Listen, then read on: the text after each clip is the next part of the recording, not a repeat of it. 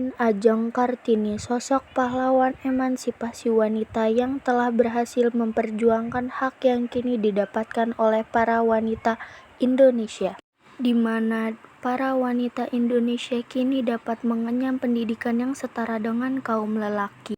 Berbeda dengan saat terdahulu di mana kaum wanita hanya bisa menggantungkan nasibnya pada adat istiadat setempat. Seperti halnya Raden Ajeng Kartini yang hanya bisa mengenyam pendidikan dasar dan itu pun tidak sampai tuntas. Terkisahlah pada tahun 1891, Raden Ajeng Kartini harus mengakhiri masa belajar bersama kawan-kawannya di sekolah karena kemudian harus menerima pinangan dari seorang bangsawan asal Rembang. Ini kemarilah nak. Iya ya, ada apa manggilku? Kartini, aku ingin berbicara kepadamu. Iya, berbicaralah ayah. Kartini, 2 hari yang lalu Raden Aryo Singgi telah datang kepadamu. Dia mengutarakan keinginan hatinya untuk meminangmu. Menikah ayah? Di usiaku yang sangat segera ini, aku tidak mau. Nah, sudah waktunya menikah. Terimalah pinangan dari Raden Aryo Singgi. Dia adalah seorang bangsawan Rembang. Bersamanya, hidupmu akan tercukupi. Bukan masalah berkecukupan ayah, ini tentang masa depanku. Masa depanmu telah tiba di depan mata. Setelah menikah, itulah masa depanmu. Tidak ayah, aku tidak ingin menikah. Aku ingin bersekolah. Kartini, ini Aku masih ingin bersekolah ayah. ini adalah ketetapan adat istiadat. Aku tidak mau. Kartini berjalan dan terus berjalan mencari tempat untuknya mencurahkan kepedihan. Di dalam benaknya hanya terpikirkan sosok para sahabatnya yang kerap dengan setia mendengarkan keluh dan kesahnya. Rosa, Kartini, kenapa? Apa kamu datang dengan Stella dan Fankol? Gimana mereka? Stella dan Fankol tidak bersamaku. Memangnya ada apa? Kemana mereka ya?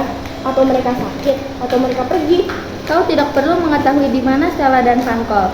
Aku akan melanjutkan pendidikan Kartini. Aku akan pergi ke Belanda bersama mereka. Jangan bilang kau akan meninggalkanku, Rosa. Kepedihannya kini benar-benar tak terungkapkan. Masa sekolahnya harus berhenti dan dengan tiba-tiba para sahabatnya meninggalkan Kartini.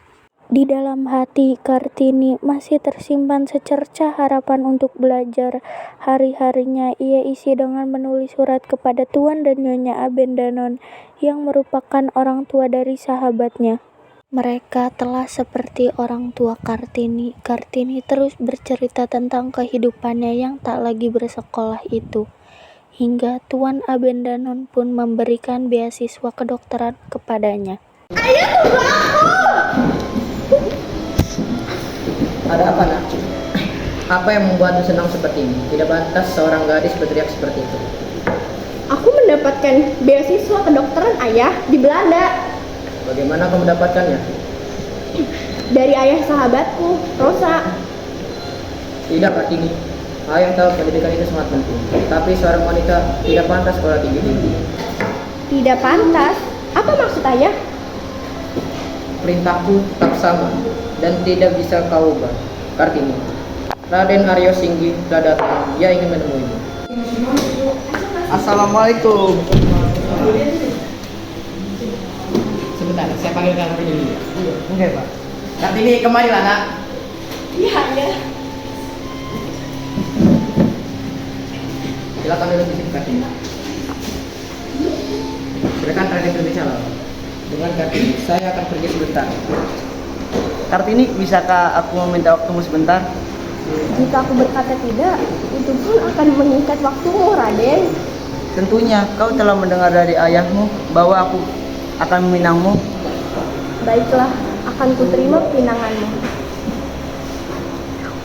Pada tanggal 12 November 1903, saat usianya 24 tahun, Kartini kemudian dinikahkan dengan Bupati Rembang, Raden Mas Adipati Aryo Singgi Jojo Adiningrat. Keinginan Kartini terus memperjuangkan pendidikan untuk kaum wanita terus menggebu.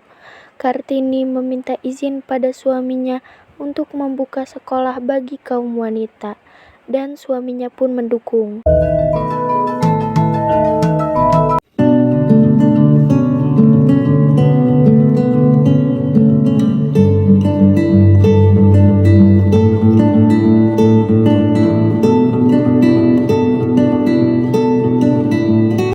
Berkat izin dan dukungan suaminya, Kartini mulai merintis sekolah yang ia inginkan.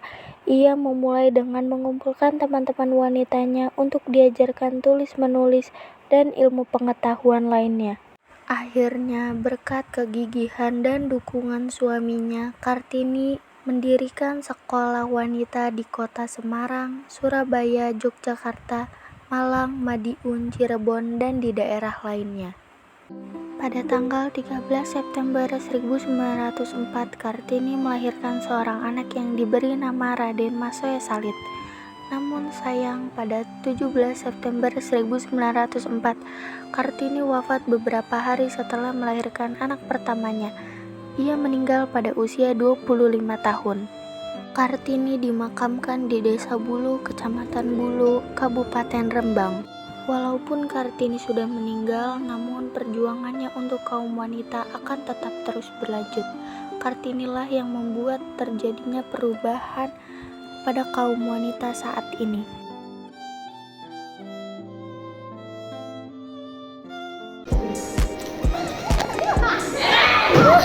Kartini, kemarilah nak.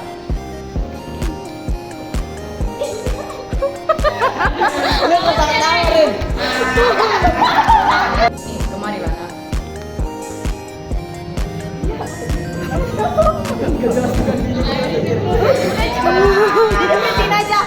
Ya, ada apa manggilku?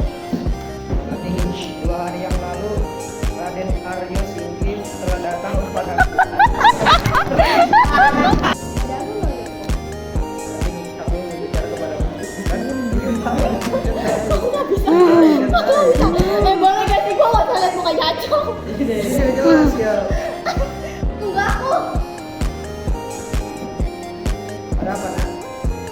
Tunggu aku. Ada apa nak?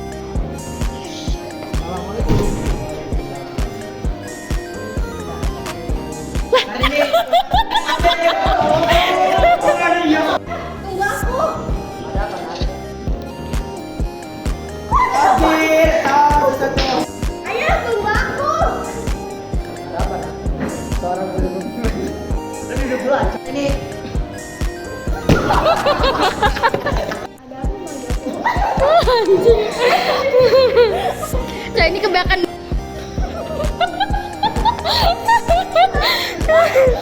Itu gedean.